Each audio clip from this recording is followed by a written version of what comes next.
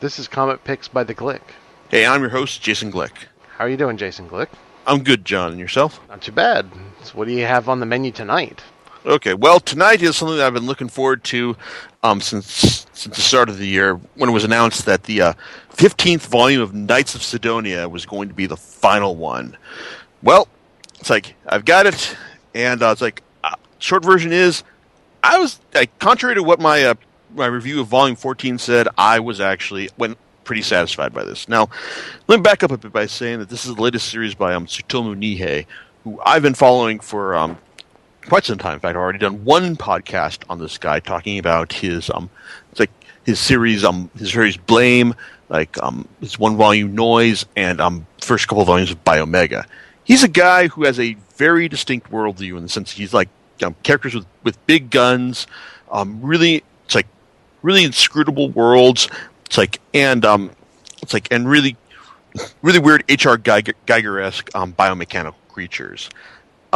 It's also worth noting that charting the course of his evolution from these three series, from Blame to Biomega to Knights of Sidonia, is you've got a creator who he started out as being a maverick of the mainstream. Now he's just going for the big brass ring and all. And Knights of Sidonia is arguably his most commercially successful series so far. I've actually seen it show up in the list of best-selling manga on Anime News Network, and it's actually spawned a 2-season, 24-episode anime series that you can stream on Netflix.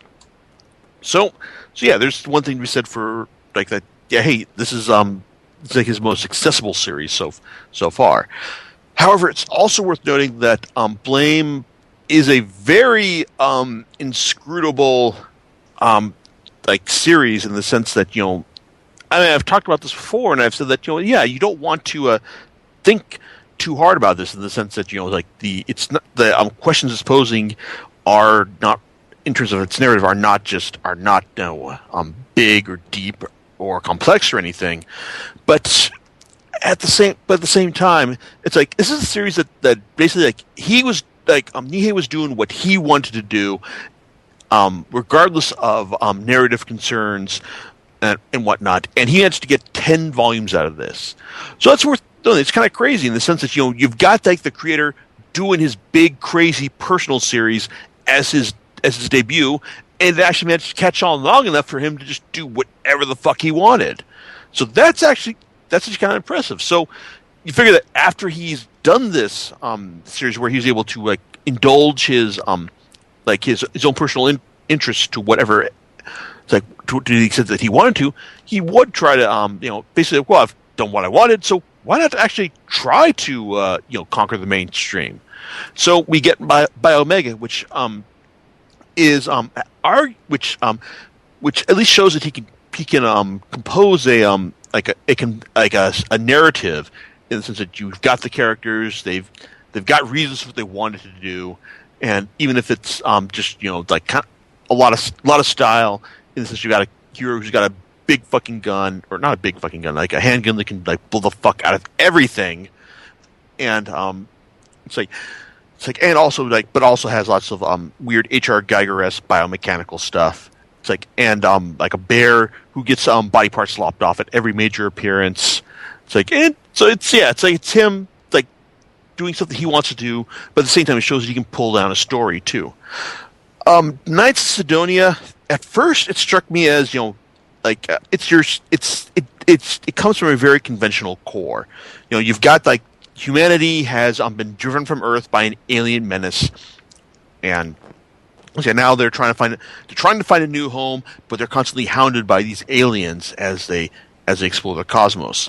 Sidonia was one of several siege ships that was sent out from Earth. It may be the last one, we don't know, but it's the one that we've been following for a good long while. That's been alive for a good long while now. And as the series starts off, we're introduced to Nagate Tanikaze, who is a guy who apparently is rocking some really high scores on a simulator for the mecha of the series, the guards, and apparently he's been living underground, in the bowels of this ship for a good long while, and his dad is now a mummy, And eventually, at one point, he decides, instead of like going out to get some rice for sustenance, he decides to go down the path marked "Do Not Enter," and it takes him to the core of the ship, to the residential area of the ship, where he finds out that that humanity, or what's left of it, has been living for a while, and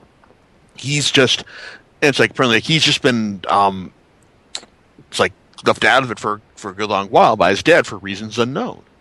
So as we find out eventually, and it's like if compared to his previous series, Tsutomu Nihei actually does explain a lot of this stuff, like exactly why was Tanikaze left raised alone by his dad for all these years. Well, it turns out his dad was it's like one of the core crew members and a really hotshot pilot. It's like who helped the Sidonia fight off the their ongoing nemesis, the Gauna. It's like, and at one point while the key members of the crew took immortality drugs in order to prolong their life and maintain order, like continuity of leadership on Sidonia, his dad decided, no, I didn't want to do this. Like he basically wanted to live out a normal life, but he also wanted a son as well. And instead of and while he was being cloned, it's like as a safeguard, he took his clone and raised him as his son, which turned out to be Tanikaze.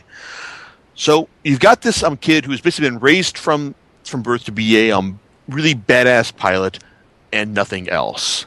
Part of the charm of the series is that while Tanikaze is kind of like completely badass as a guard pilot, he is kind of a huge dork when it comes to everything else in normal human interactions, whether it's just eating normal foods instead of photosynthesizing, like asking awkward questions like asking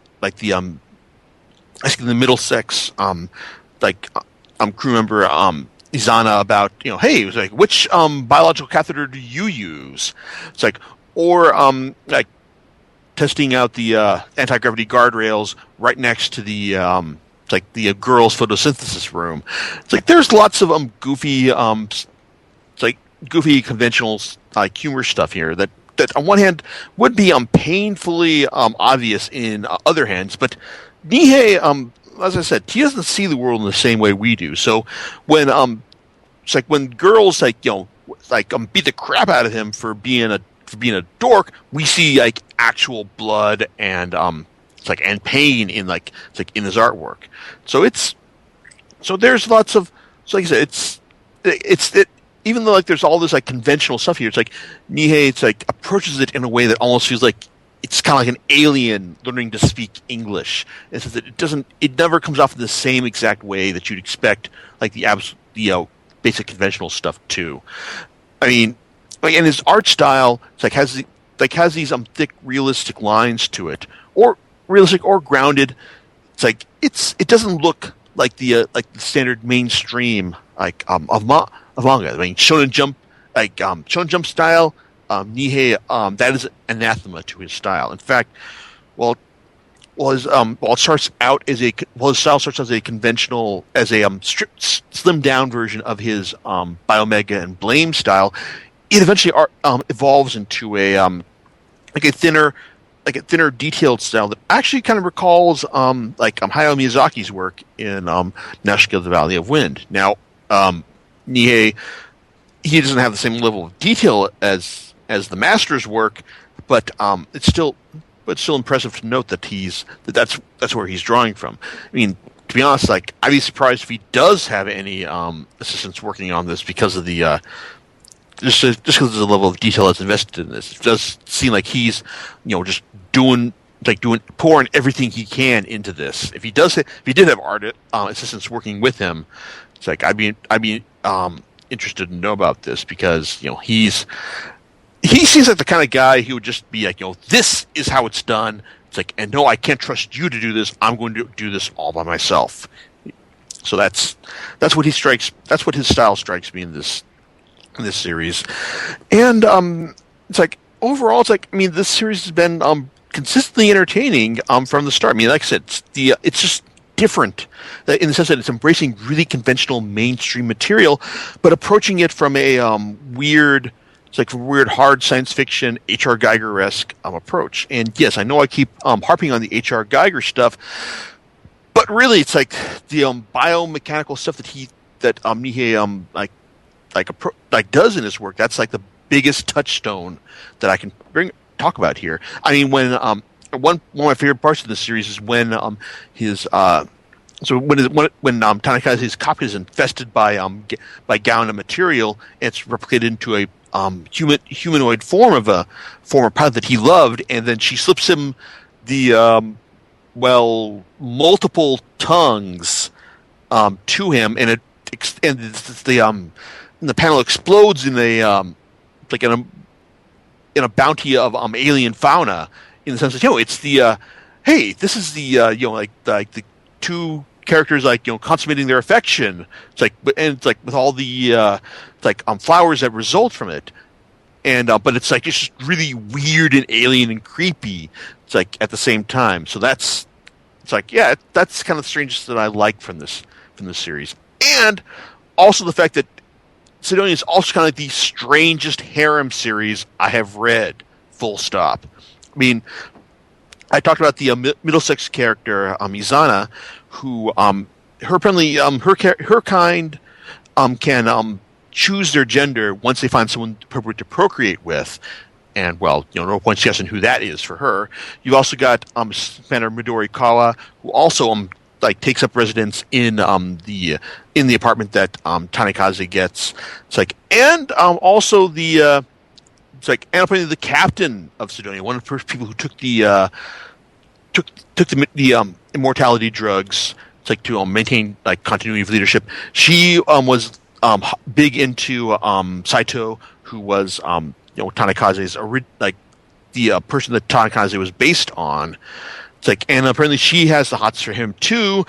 And you also got the tsundere android Teruru, who Teruru, who was part of a member of the group of the crew who set out from Sidonia, who believed that if we set down our weapons, the Gauna would let us go, and that turned out to be not the case. But she is but apparently she found that wasn't the case, and that says that Gauna are attached to the Higgs particles, which serve as the basis for all the power of Sidonia and its machines.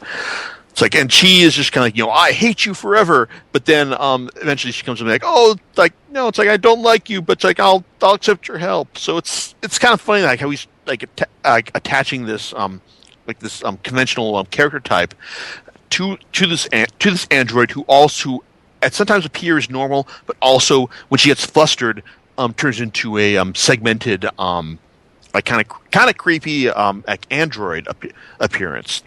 But really, the as we find out later on, the love of Tanikaze's life turns out to be a hybrid human Gauna creation called Tsumugi, who is basically she's a very polite, very ladylike creation, who is as big as the as a regular guard, but also has a tentacle with a kind of phallic appearance that she's able to interact with the regular Tanikaze and the rest of the crew in a somewhat normal fashion, such as it is. It's this when she shows up in Volume 7. It's like that's kind of when the series really starts to hit its stride, in the sense that this it's strange in the sense that you've got this gigantic anti-Gauna weapon, who also is very prim, proper, and ladylike, and also has this this phallic tentacle that she interacts with people with. But also the relationship that develops between her and Tanikaze actually does kind of feel genuine. In fact, compared to other harem series, I really appreciate the fact that eventually, in Volume 13, we Tanikaze finally does decide on a girl, and it's Tsumugi, even though she's she's several times his size and can only interact with him properly in her tentacle form. but it's so kind of fun. It's so kind of it's affecting and and charming as well, and the relationship feels genuine, which is good because things happen in the last couple of volumes that really take this relationship to its upper limit. Now, those of you who've read my review for the next to last volume, volume 14, may recall that I was kind of on the fence about this. It's in the sense that even if the series, even Nihei does kind of see this world in a different way, this build up to the final volume was kind of very conventional and just checked off a lot of boxes. I mean, yeah, the series does kind of have fairly conventional style to it, but rereading it, I gotta admit I was kind of drawn in, and it does prove my offseated point of view that anything reads better when you're able to read it front to back. Particularly and even then, the final volume still managed to be pretty entertaining before I had gone back and read everything. This is when we get the final conflicts between Sidonia, and scientist Ochi, who is assumed command of the other hybrid in order to be the supreme being, supreme life form that will live on after humanity has died out. And also, they were facing off against the Gauna's direct attack on Sidonia. There are some impressive scenes in this final volume as we see Vice Commander Midorikawa and the rest of the team take on Ochi through some impressive tactical means, and also the Sidonia faces some real end of the world stuff when it has to take on some Gauna that are determined to absorb the ship as it is. So and also Tanikaze does get his big moments in the sense that he gets to be the big damn hero as he shows up to save some of the crew, save some of the attack fleets at the very last minute, and also has some nice final words with Ochi. It's at the heart of the sun as well.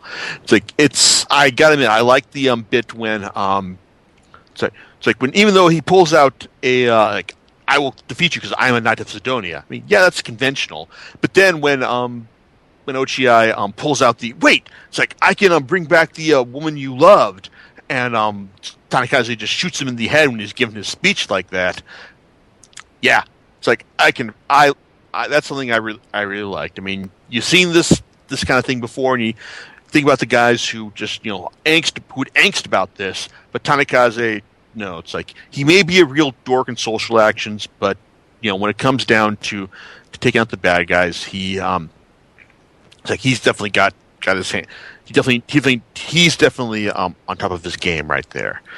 So, and I will admit some of the business with Tsumugi, does kind of feel like you're being he's kind of jerking you around at the end, but at the same time, I gotta admit, I liked where things wound up. I mean, yeah, we do get kind of a mega happy ending, but there's actually good reasons behind it, and I like the the epilogue stuff when it shows you what happened with Sidonia. It's years after the events of the next to last chapter. So it's fairly conventional. It does check off a lot of the boxes I was complaining about in my review of Volume 14, but I gotta admit, Nihei shows that he knows the formula well, and and he executes it to a really satisfying degree.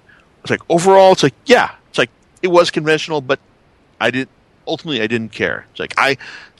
I wanted these guys to have a happy ending, and in the end, the ending they got felt earned. So overall, I really did enjoy this final volume from Knights of Sidonia. And as far as if you like Nihei, then yeah, absolutely check this out. I mean, yes, he is going for more conventional stuff, but this shows that he knows how to do the formula well, and his particular worldview makes it a more interesting experience than you might expect. So I will definitely look forward to seeing whatever he does next, and I look forward to seeing him at Comic-Con this year because he'll be showing up, and I hope he doesn't show up on Thursday because I'm not really keen on doing 4 days again this year. But hey, if he shows up on like Friday or Saturday, I'll absolutely be there because like I would love to see this guy in person and just hear him talk about just how he does this stuff. Even if it's just to just give like standard like answers that would like conventional stuff. But like I'm definitely, but I've seen enough of his stuff over the years to say that I'm a dedicated fan of his work, and I will look forward to seeing whatever he does next. Hey, like now he's mastered like conventional mainstream stuff. Maybe his next series will actually show us, him showing like messing with the formula and give us something like new. It's like new, compelling, and weird, like a true synthesis that will allow him to firmly conquer the mainstream. Hey, because watch out, Attack on Titan. It's like, hey, whatever he does next, it may have your number as being like the next major manga success. I hope, at least. So, John, any thoughts on your end about all this? Oh, none from me because I just hopped back on here. I had to take care of a little emergency, but nothing to worry about. Don't want to worry our audience. Yeah, it's like all this stuff is just really John's job and not just, anything else. Yeah, so, yeah, but this is the final volume, right? Is that what you were saying? Okay, all right, cool. Yeah, volumes 1 through 15 are available on Amazon, and up until recently, Comixology was having a sale on this, but... well, it's over now, so you can still get it digitally though. Cool. Do you know what you're going to talk about next time? Well, I'm pretty sure this is it's going to arrive on time. But my thoughts will be on next podcast will be on Eric Powell's The Goon, and well, I expect some thoughts on what on the Cerberus syndrome versus First and 10. Well, trademark Eric Burns of late of Web Snark. All right. We'll look forward to listening to that next time on Comic Picks by the Glick. All right. Laters. Bye.